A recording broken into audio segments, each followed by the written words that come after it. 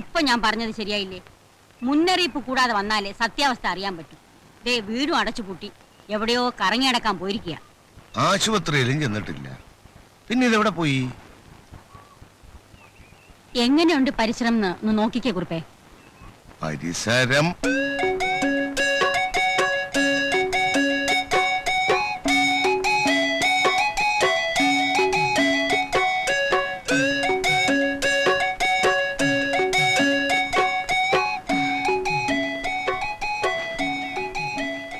ഡോക്ടറെ കാണാൻ വന്നാണോ? ആ, ഡോക്ടറുടെ ആരാ? ഗ്രാൻഡ് മദറാ. അങ്ങോട്ടിരിക്കാം, വരൂ വരുന്നേ. റോട്ടറി ക്ലബ്ബ് നടത്തുന്ന ഒരു സൗജന്യ ചികിത്സാ ക്യാമ്പ് ഉണ്ട് ഇന്ന്. ഇവിടുന്ന് 4 കിലോമീറ്റർ അകലെയാണ്. ഡോക്ടർ വരാൻ രാത്രിയാവും. അതെങ്ങനെ അറിയാം? അച്ഛൻ പറയുന്ന കേട്ടു. ജോമോ കുഞ്ഞിന്റെ ആഹാരകാര്യത്തെ പറ്റി അന്വേഷിക്കണമെന്ന് പറഞ്ഞിരുന്നു. അവന്റെ ആഹാരമൊക്കെ എങ്ങനെയാ? രാവിലെ ചിലപ്പോ മുട്ട കഴിക്കും, ഉച്ചയ്ക്ക് ആശുപത്രിയില് ചോറ് വാങ്ങിച്ചു കഴിക്കും, രാത്രി ചിലപ്പോ കഴിച്ചിട്ട് വരും, അല്ലെങ്കിൽ ഇവിടെ വന്നിട്ട് റൊട്ടി മുരിച്ച് കഴിക്കും. ഇതൊക്കെ ഇത്ര കൃത്യമായിട്ട് നിനക്കെങ്ങനെ അറിയാം? അത് അച്ഛനാണ് ഇതൊക്കെ വാങ്ങിച്ചു കൊടുക്കുന്നത്.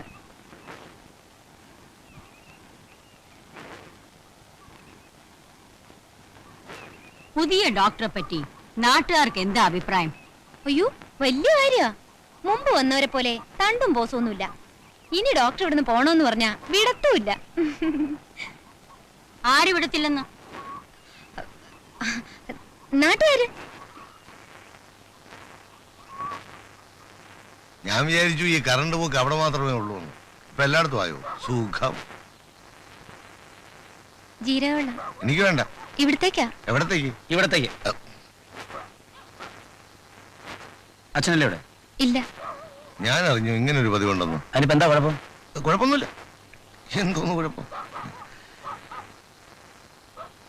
അപ്പന്റെ മോൻ തന്നെ.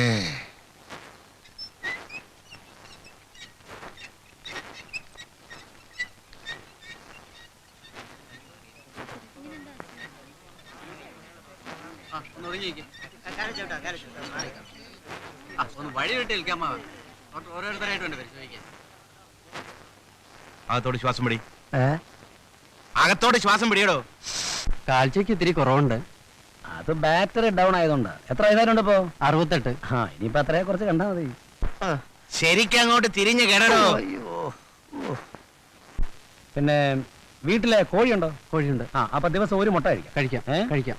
പിന്നെ ഇഷ്ടം പോലെ ചീര കഴിക്കാം. കണ്ടമാനം വെള്ളം കുടിക്കാം. കുടിക്കല്ല. ഈ ഗുളിയൊന്നും വാങ്ങിക്കണ്ടേ? വേണ്ട, ഒന്നും വാങ്ങിക്കേണ്ട കാര്യമില്ല. പോയിട്ട് 2 ആഴ്ച കഴിഞ്ഞു പോലെ. താൻ എക്സ്ട്രാ റൂമിലോട്ട് ചെല്ല്.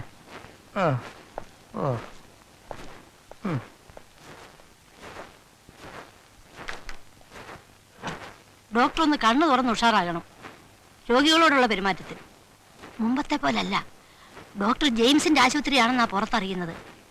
നമ്മുടെ സ്വന്തം ആശുപത്രിയിൽ നമ്മൾ കഴിഞ്ഞേ വേറൊരുത്തം വളരാവൂ. അതിനെ ഡോക്ടർ അവസരം കൊടുക്കാവൂ. തൽക്കാലം അവൻ വളരട്ടെ. എന്റെ അച്ഛൻ കൊണ്ടുവന്ന പുന്നാര ഡോക്ടറല്ലേ. ഒരു യുഗം കൊണ്ട് അവൻ നേടുന്നത് 1 സെക്കൻഡ് കൊണ്ട് ഞാൻ അവസാനിപ്പിക്കും. നിങ്ങൾ പോയി സ്മോൾ എടുത്തോണ്ട് വാ. ചെല്ല്. കുറുപ്പേ, പറഞ്ഞത് കേട്ടില്ലേ? റൊട്ടിയും മുട്ടയും കഴിച്ചു കഴിയാണെന്ന്. വീട്ടിലാണെങ്കിൽ കൊഞ്ചുകറി ഇല്ലാതെ അവന് ചോറിറങ്ങൂ.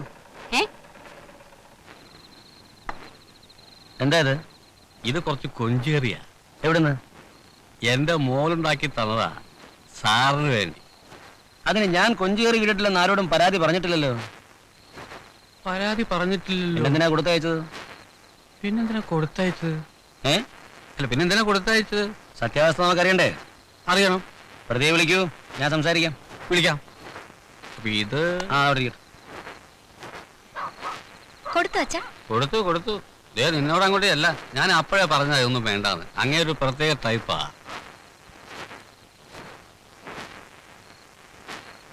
കൊഞ്ചുകറി വെക്കാൻ പ്രത്യേക കഴിവുണ്ടെങ്കിൽ സ്വയം ഉണ്ടായിക്കോണം, സ്വയം കഴിച്ചോണം.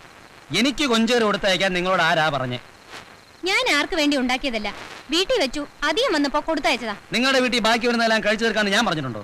ഉണ്ടല്ലോ ഒരു കസ്തൂർബ വനിതാ കേന്ദ്രം, അവിടെ സപ്ലൈ ചെയ്യണം. ഞാൻ ആ നിയമവശമൊന്നും ആലോചിച്ചില്ല. അയൽപ്പക്കമല്ലേ, ഒറ്റയ്ക്ക് താമസിക്കല്ലേ എന്ന് കരുതി ഒരു പരിഗണന തന്നു മാത്രം. ഇത് പരിഗണനയല്ല, ഇത് ഗൂഢാലോചനയാണ്. എന്നെ ഒതുക്കി തീർക്കാനുള്ള ഗൂഢാലോചന. എനിക്ക് കൊഞ്ചേറി ഇഷ്ടമാണെന്ന് നിങ്ങൾ എങ്ങനെയോ മനസ്സിലാക്കി. എന്റെ ആ ദൗർബല്യം മുതലെടുക്കാൻ വേണ്ടി നിങ്ങൾ തന്ത്രപൂർവ്വം അച്ഛന്റെ കയ്യിൽ കറു കൊടുത്ത് അയച്ചു. നിങ്ങളുടെ മനസ്സിലെ ദുരുദ്ദേശമൊക്കെ എനിക്കറിയാം. എനിക്ക് ഒരു ദുരുദ്ദേശമില്ല. ഉണ്ട്. കൊഞ്ചുകറി സ്വാദുള്ളതാണെങ്കിൽ ഞാൻ അറിയാതെ ആദ്യം ആ കറിയെ സ്നേഹിക്കും.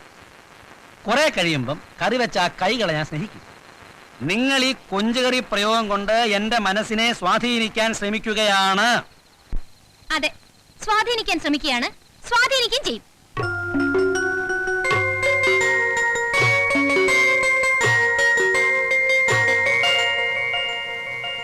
അമ്മയുടെ അഡ്മിറ്റ് ആയിട്ട് ഒന്ന് തിരിഞ്ഞു നോക്കാൻ പോലും ആളില്ല. കഴുത്തറത്താണല്ലോ ബെല്ല് വാങ്ങിക്കുന്നത്. നിങ്ങൾ ഇവിടെ കിടന്ന് ബേളം വെച്ചിട്ട് കാര്യമില്ല. അഡ്മിറ്റ് ചെയ്ത ഡോക്ടറെ പോയി കാണും. ദേവൻ സാറിന്റെ പേഷ്യന്റാ.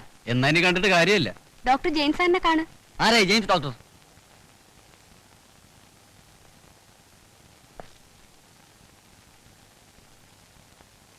നീ വിഷമിക്കണ്ട, ഞാൻ അറ്റൻഡ് ചെയ്യാം. ആര് അറ്റൻഡ് ചെയ്താലും കൊള്ളാം. എനിക്ക് എന്റെ അമ്മയുടെ ജീവനാണ് മുഖ്യം. ഇവിടെ കൊണ്ടുവന്നിട്ട് 3 ദിവസമായി. നിങ്ങൾക്ക് ഇവിടെ സൗകര്യമില്ല, അത് പറ. ഞാൻ വേറെ എവിടെ കൊണ്ടുപോക്കണം. പക്ഷെ എന്റെ അമ്മയുടെ ജീവൻ എന്തെങ്കിലും സംഭവിച്ചാ ഞാൻ ആരാന്ന് നോക്കില്ല. Cool down. കൊച്ചു പയ്യനല്ലേ, എന്തിനാ ഈ ചൂടാകുന്നത്? അമ്മയുടെ അസുഖം കണ്ടുപിടിക്കാനുള്ള മിനിമം കഴിവ് എനിക്കുണ്ട്. അതിനുള്ള സൗകര്യം ഞാൻ വർക്ക് ചെയ്യുന്ന ഈ ആശുപത്രിയിലും ഉണ്ട്. ഡോക്ടറിൽ അല്പമെങ്കിലും വിശ്വാസം വേണ്ടേ? എന്തായത്? മോനോടെ കിടന്ന് വിപ്ലവം സൃഷ്ടിക്കുന്നല്ലോ. എന്താ അസുഖം? അമ്മയെ എവിടെ വേണമെന്ന് വെച്ചാ പറ.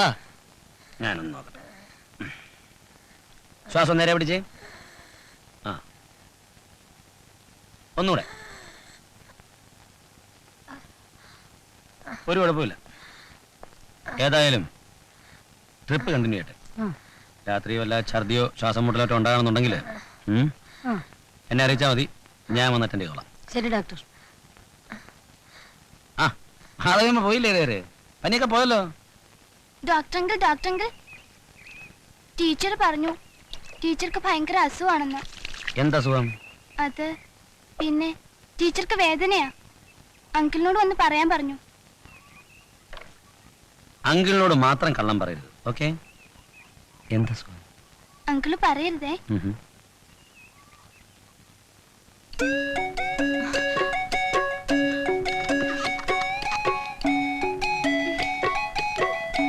എന്തു പറ്റി പെട്ടെന്ന്? എനിക്കെന്തോ വല്ലാതെ. വല്ലാന്ന് വെച്ചാൽ എന്താ അസുഖം എന്ന് പറ. അസുഖം എന്താന്ന് അറിഞ്ഞാ പിന്നെ ഡോക്ടറെ വിളിക്കേണ്ട കാര്യമില്ലല്ലോ. അയ്യോ. ആ, വെയിറ്റ്.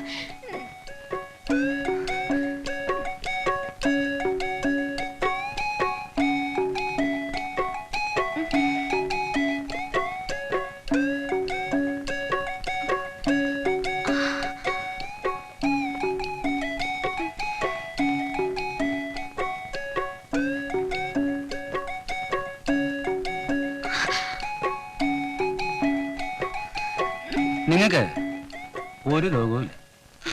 എന്റെ രോഗം കണ്ടുപിടിക്കാൻ നിങ്ങൾക്ക് കഴിഞ്ഞില്ലെന്ന് പറയൂ. രോഗമായിട്ട് ഒന്നുമില്ല, പിന്നെ ചെറിയൊരു അസുഖം ഉണ്ട്. അതിനുള്ള മരുന്ന് വേണേ തരാം. എന്നാത്താ? കണ്ണടയ്ക്കൂ.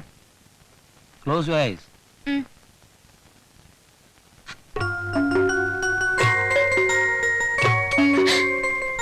നിൽക്കൂ. എന്താ നിങ്ങൾ കാണിച്ചത്? ഒരു ഡോക്ടറുടെ തൊഴിലിന്റെ മാന്യതയാണ് നിങ്ങൾ നശിപ്പിച്ചത്.